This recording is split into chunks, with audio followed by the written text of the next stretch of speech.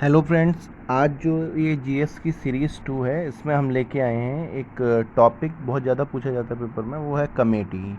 इसे आयोग या समिति भी कहते हैं। तो अलग अलग कमेटियाँ अलग अलग टाइम पे गवर्नमेंट को रिपोर्ट देती हैं।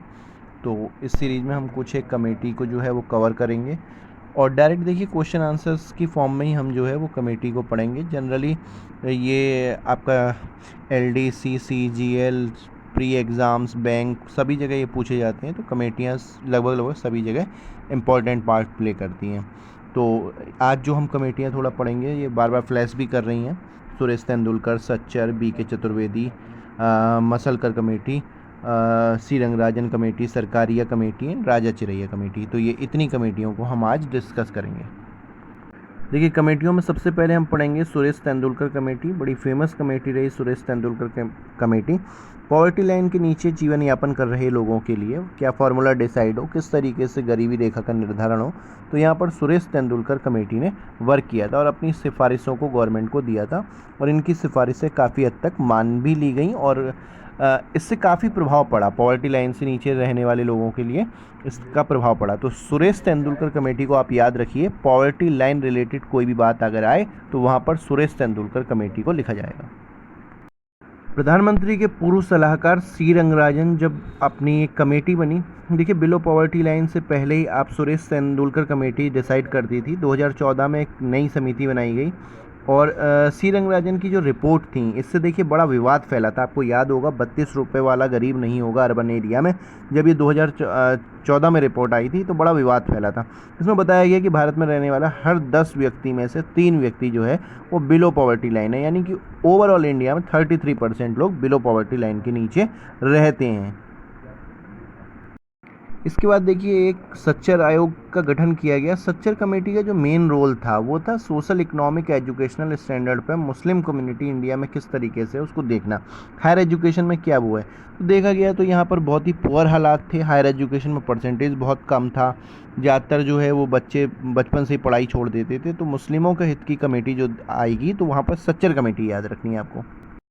देखिए, वित्तीय सुधारों की बात करें तो आगे बढ़ते हुए राजा चिल्ला कमेटी, बड़ी फेमस राजा चिल्ला कमेटी है जो 1991 में बनाई गई थी।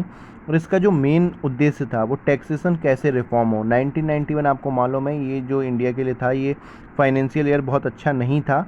और इसमें किस तरीके से हम अपने मॉडिफाई कर सकते हैं जो स्टैंडर्ड टैक्स सिस्टम है, उसके अलावा किस तरीके से गवर्नमेंट सेंट्रल एक्साइज ड्यूटी वगैरह को रिड्यूस कर सकती है और न्यू टैक्सेशन किस तरीके से मॉडिफाई करके एक सेंट्रल सिस्टम बनाया जाए।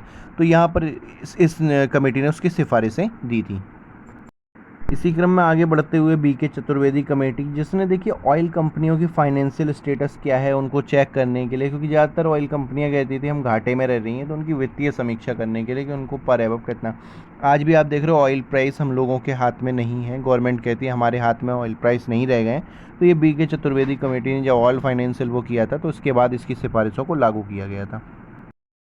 देखिए, सबसे इम्पोर्टेंट आयोग अब आया है जो है सरकारिया कमेटी या सरकारिया आयोग, जिसको 83-84 में डिसाइड मतलब बनाया गया था। रंजीत सिंह सरकारिया जो थे वो इसके हेड थे, जो कि एक सुप्रीम कोर्ट के एक्स जज थे। तो यहाँ पर देखिए जो एक मेन रोल था इस कमेटी का, सेंट्रल और स्टेट के बीच में रिलेशनशिप कैसी होगी, तो इसको स्ट्रॉन्ग करने के लिए ये कमेटी बनाई गई थी। एक किस्सा है 89 का, जबकि एस आर बोम्मई जो थे वो उन्होंने एक सुप्रीम कोर्ट में केस दिया था कि सुप्रीम कोर्ट से कहा था कि भैया ये 356 का दुरुपयोग हुआ है और हमारे जो गवर्नर साहब हैं पी वेंकट सुबैया, इन्होंने देखा नहीं कि हमारी मेजॉरिटी है कि नहीं और खाली निर्णय कर लिया कि हम पे मेजॉरिटी नहीं है। तो सुप्रीम कोर्ट ने उनके खिलाफ निर्णय दिया था राजभवन के और कहा था कि ये जो इसी मतलब सिफारिशों के आधार पर उन्होंने कहा कि ये गलत हुआ है और सरकारिया कमेटी की रिपोर्ट के अनुसार 356 का यहाँ उल्लंघन माना जाएगा और जनता दल यूनाइटेड बोमानी केस वहाँ पर जीता था। और आज भी आप देखते हो मुख्यमंत्री और सेंट्रल के बीच में जो विवाद होते हैं वो इसी से सुलझाए जाते हैं। और आज की सीरीज़ की जो लास्ट कमेटी है वो डॉक्टर आर ए मसालकर कमेटी। देखिए, इसने जो रिपोर्ट दी थी वो नेशनल ऑटो फ्यूल पॉलिसी कैसे हो और पोल्यूशन को कैसे कम किया जाए और व्हीकल्स को किस तरीके से री एडजस्टमेंट किया जाए और जो कुछ दवाइयों से रिलेटेड भी जो बातें थी वो इन्होंने बताई थी। ड्रग पॉलिसी अगर आए, ऑटो फ्यूल पॉलिसी आए, तो वहाँ पर आप डॉक्टर ए मासेलकर का नाम जो है वहाँ पर आपको याद रखना है। तो ये देखिए क्वेश्चंस बिल्कुल कमेटी का पूछा जाएगा डायरेक्ट, और डायरेक्ट उसमें किससे रिलेट वो करता है वो पूछा जाएगा, क्योंकि बहुत ज़्यादा देखिए यहाँ आईएएस टाइप डीप नॉलेज हम नहीं दे रहे हैं।